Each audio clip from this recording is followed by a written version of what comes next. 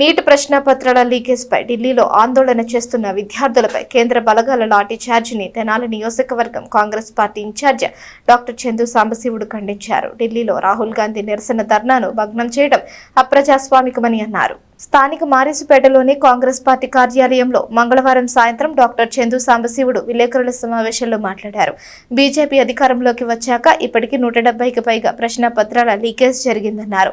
Leakage కి ప్రధాన కారకులు బీజేపీతో సంబంధికులన్న వారేనని ఆరోపించారు. దీనివల్ల కష్టపడి చదివిన విద్యార్థులకు నష్టం కలుగుతుంటే అనర్హులకు దొడ్డిదారిన వైద్య సీట్లు లభిస్తున్నాయని ఆవేదన వ్యక్తం చేశారు. ఇది ప్రజాస్వామ్యమేనా అనేది ప్రజలు ఆలోచించాలని కోరారు.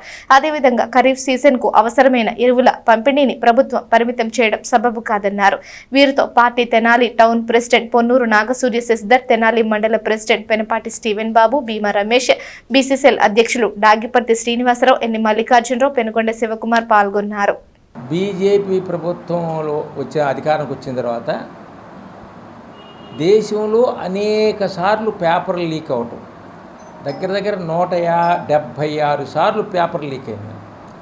ఎన్నిసార్లు పేపర్ లీక్ అయ్యి విద్యార్థులు ఎంత కష్టపడి చదివినా మరలా వాళ్ళు కష్టపడి చదివిన వాళ్ళకి తగిన ప్రతిఫలం రాకుండా ఎవరైతే పేపర్లు లీక్ చేసి ఎక్కువగా బీజేపీ నాయకులు రాజస్థాన్లో కానీ బయట కానీ బీజేపీ నాయకులు అండతో పేపర్ లీక్ అవ్వటం, తద్వారా ఎక్కువ మార్కులు పొందటం, తద్వారా ఆర్డినరీ స్టూడెంట్స్ కూడా దేశం మొత్తం మీద ఎంబీబీఎస్ సీట్లు, ఎంఎస్, ఎండి సీట్లు తెచ్చుకున్న ఉదంతాలు చాలా ఎక్కువగా ఉన్నాయి.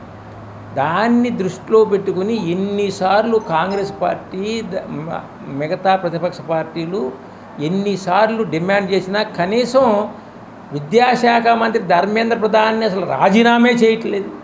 కనీసం రాజీనామా పక్కన పెట్టండి, అసలు డోంట్ కేర్ అన్నట్టుగా, అసలు ప్రజాస్వామ్యం అంటే లెక్కలేదన్నట్టుగా ప్రధానమంత్రి గారు కానీ అమిత్ షా హోం మంత్రి గారు కానీ కనీసం పార్లమెంట్లో చర్చ కూడా అనుమతి లేదు. సమాధానం సంగతి దేవుడు చర్చ కూడా ఉండటానికి లేదు. మీరు చేసుకునే చేసుకోవాలన్నట్టుగా వాళ్ళు చేసేటువంటి ప్రవర్తనని కాంగ్రెస్ పార్టీ ఖండిస్తున్నది.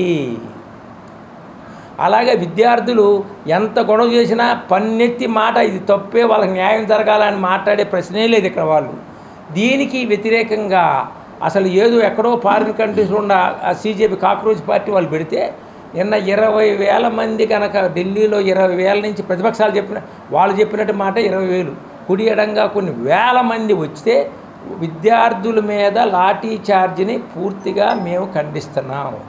వాళ్ళ కనీసం ఇంతకుముందు ఈ నీట్ లీకుల వల్ల చనిపోయిన కుటుంబాలకి ఎక్స్గ్రేషియో అని చెప్పేసి కనీసం ఆ విద్యార్థులు దెబ్బలు చూసి రాహుల్ గాంధీ గారు వాళ్ళ ప్రధానమంత్రి ఇంటి ముందు ధర్నా చేశారు. ఆ ధర్నాని కూడా కనీసం వాళ్ళు పెట్టినటువంటి డిమాండ్లను ఒప్పుకోకుండా ఒక మాట ఎస్ అంటారు, ఒకసారి నో అంటారు. జితేంద్ర సింగ్ వెళ్ళి ఒకసారి ఒప్పుకోవటం, ఇంకోసారి ఒప్పుకోకపోవటం, దాన్ని పూర్తిగా మేము ఖండిస్తున్నాం. రాహుల్ గాంధీ గారి ధర్నాని, రాహుల్ గాంధీ గారు, మల్లికార్జున ఖర్గే, ప్రియాంక గాంధీ, వేణుగోపాల్ వారి యొక్క ధర్నాని భగ్నం చేయటం కూడా ఇది ప్రజాస్వామ్యం కాదని చెప్పేసి మేము పూర్తిగా ఖండిస్తున్నాం. 360 రోజులు చదివి ఎగ్జామ్స్కి వెళ్ళేటప్పటికి పేపర్ లీకేజీలు పెట్టి మరి దాంట్లో కొన్ని ఇన్స్టిట్యూట్లు ఉంటాయి, వాళ్ళందరూ కూడా కొన్ని లక్షలు పెట్టి పేపర్లు కొని వాళ్ళ స్టూడెంట్లు మెరిట్ కోసం అని ఇట్లా పేపర్ లీకేజీలు చేస్తున్నారు. మరి ఇది బీజేపీ గవర్నమెంట్లో జరుగుతున్న ఆనవాయితీ. మరి గతంలో ఇట్లా జరగలేదు, ఎప్పుడు కూడా కాంగ్రెస్ ప్రభుత్వంలో జరగలేదు.